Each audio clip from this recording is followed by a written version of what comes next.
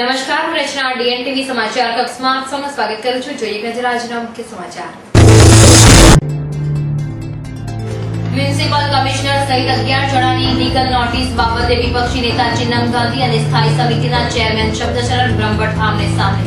શબ્દશરણ બ્રહ્મભટ્ટે પોતાની મિલકતો જાહેર કરવાની બતાવી તૈયારી.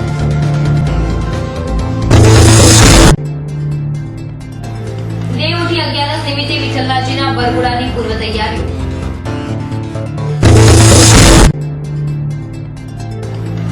હોસ્પિટલના પ્રાંગણમાં પ્રણય પાક ખેલતા પ્રેમી અને પત્નીને પતિએ રંગે હાથે ઝડપી પાડતા મામલો વિચર્યો. હવે જોઈએ સમાચાર વિગતવાર.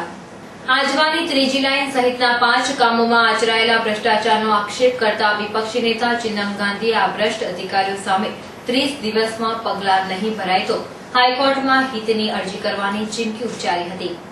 જેના જવાબમાં સ્થાયી સમિતિના ચેરમેન શબ્દશરણ બ્રહ્મભટ્ટે જણાવ્યું હતું કે આ બધા આક્ષેપો તદ્દન વાહિયાત અને જૂઠા છે. કોઈ ભ્રષ્ટાચાર થયો હોય તો તેમણે આ બાબતે સામાન્ય સભામાં કેમ રજૂઆત કરી નથી. વધુમાં તેમણે જણાવ્યું હતું કે વિપક્ષી નેતા હાઈકોર્ટમાં જવાની ચીમકી આપતા હોય તો અમે હાઈકોર્ટમાં જ તમને જવાબ આપીશું. શહેરના માંડવી પાસે આવેલા સુપ્રસિદ્ધ શ્રી વિઠ્ઠલરાજીના મંદિરેથી નીકળનારા વરઘોડાની તૈયારીઓને અંતિમ ઓપ આપવામાં આવી રહ્યો છે.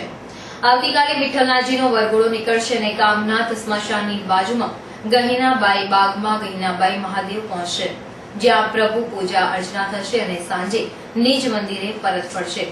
વિઠ્ઠલનાથજીની પાલખી યાત્રા સવારે માંડવીથી નીકળીને રાવપુરા સયાજી હોસ્પિટલ થઈને આરાધના સિનેમા બાજુમાં આવેલા કારેલી બાગના નવા રસ્તાથી કામનાથ સ્મશાનની બાજુમાં ગહિનાબાઈ બાગમાં ગહિનાબાઈ મહાદેવ મંદિર પહોંચશે, જ્યાં ભગવાનનું પૂજન અર્ચન થશે.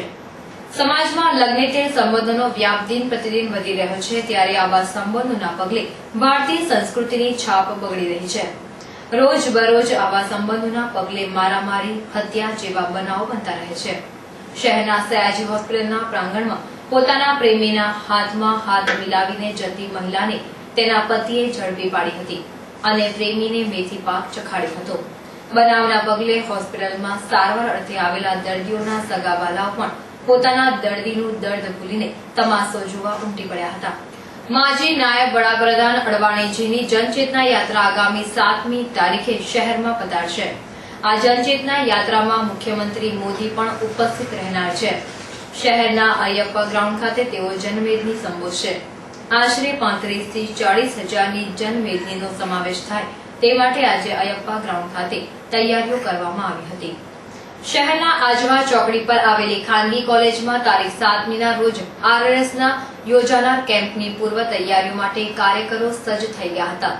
આ કેમ્પમાં આરએસએસના નેતાઓ અને કાર્યકરો વચ્ચે બેઠક યોજાશે. ઈરોમ શર્મિલાના સમર્થનમાં આજરોજ મણિપુરી સ્ટુડન્ટ્સ યુનિયન દ્વારા કમાટીબાગ ખાતે એક દિવસીય ઉપવાસનો કાર્યક્રમ યોજ્યો હતો. મણિપુરીમાં લશ્કરી દળોને વિશેષ સત્તાઓ અપાતા કાયદા આપવાનો દુરુપયોગથી કાળો કેર વર્તાતા છેલ્લા 11 વર્ષથી ઉપવાસ પર ઉતરેલા ઈરોમ શર્મિલાની મુક્તિ માટે અને કાયદાનો અમલ રદ કરવાની માંગ સાથે મણિપુરી સ્ટુડન્ટ્સ યુનિયન દ્વારા નાગરિક સ્વાતંત્ર્ય સંગઠન લોક આંદોલનના સહયોગથી આજરોજ કમાટીબાગ ખાતે એક દિવસીય ઉપવાસ અને દેખાવનો કાર્યક્રમ યોજીને વિરોધ પ્રદર્શિત કર્યો હતો. નિમેટા કુમેટા સ્ટેટ હાઈવે રોડ પરથી વર્ષોથી પાણીના નિકાલ માટે ગટર રોડની બંને બાજુએ ખોદવામાં આવી છે. આ ગટરો કાંસની બંને બાજુએ બિલ્ડરો તથા સ્થાનિક રહીશોએ ઉકરડા બાંધકામો કરીને કાંસને પૂરી દીધી છે, જેના કારણે વરસાદી પાણીનો નિકાલ બંધ થઈ ગયો છે. આજે મહાગુજરાત જનતા પાર્ટી દ્વારા આ બાબતે કાર્યપાલક ઇજનેરને રજૂઆત કરવામાં આવી હતી. જરોદ નજીક 5 દેવલા ગામ પાસે હાઈવે પર મગર આવી ચડતા ટ્રાફિક જામ થઈ ગયો હતો. જરોદ નજીક આવેલ 5 દેવલા ગામ પાસે ટોલ રોડ પર સવારની પોરમાં મહાકાય મગર આવી ચડ્યો હતો, જેને જોવા લોકટોળા ઉમટી પડ્યા હતા. બીજી તરફ રાહદારીઓ પણ વાહનો રોકીને મગર જોવા ઉભા રહી જતા ટ્રાફિક જામ થઈ ગયો હતો. ગામ લોકોએ animal welfare foundation of cowboy સંસ્થાને જાણ કરતા તેઓ આવી પહોંચી હતી અને મહાકાય મગરને ઝડપી પાડીને વન વિભાગને સોંપ્યો હતો. મકરપુરાથી 1.5 કિલોમીટરના અંતરે આવેલા રેલવે ટ્રેક પર આજે સવારે અચાનક આવી ચડેલા મગરને અજાણી ટ્રેનની અડફેટમાં લેતા વન વિભાગ દ્વારા તેને તાત્કાલિક સારવાર આપવામાં આવી હતી. આ મગરને ગંભીર ઇજાઓ પહોંચી હોવાનું વન વિભાગે જણાવ્યું હતું. વાઘોડિયા રોડ પરની બાપોટ ટાંકી પાસેના ખુલ્લા મેદાનમાં 3 દિવસ અગાઉ અગ્નિ સ્નાન કરી લેનાર મહિલાની ઓળખ આખરે છતી થઈ હતી.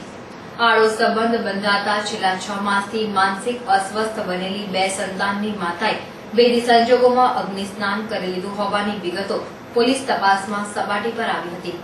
પ્રાપ્ત વિગતો અનુસાર વાઘોડિયા રોડ સ્થિત મહેશ કોમ્પ્લેક્સમાં રહેતી 44 વર્ષીય કુંદલાબેનનો નજીકમાં આવેલી હાર્ડવેરની દુકાનમાં ફરજ બજાવતા મયુર સાથે પ્રેમ સંબંધ બંધાયો હતો. છેલ્લા કેટલાક સમયથી આ પ્રેમ સંબંધના પગલે તેઓ અસ્વસ્થ રહેતા હતા અને 3 દિવસ અગાઉ તેમણે અગ્નિ સ્નાન કરી લેતા મોતને વહાલું કર્યું હતું. બનાવ અંગે પાણીગઢ પોલીસે કાયદેસરની કાર્યવાહી હાથ ધરી છે. આ હતા ત્યાર સુધીના સમાચાર. તાજા સમાચાર માટે આવતીકાલે આ સમયે ફરી મુલાકાત થશે. ત્યાં સુધી DN TVની સમગ્ર ટીમને રજા આપશો. નમસ્કાર.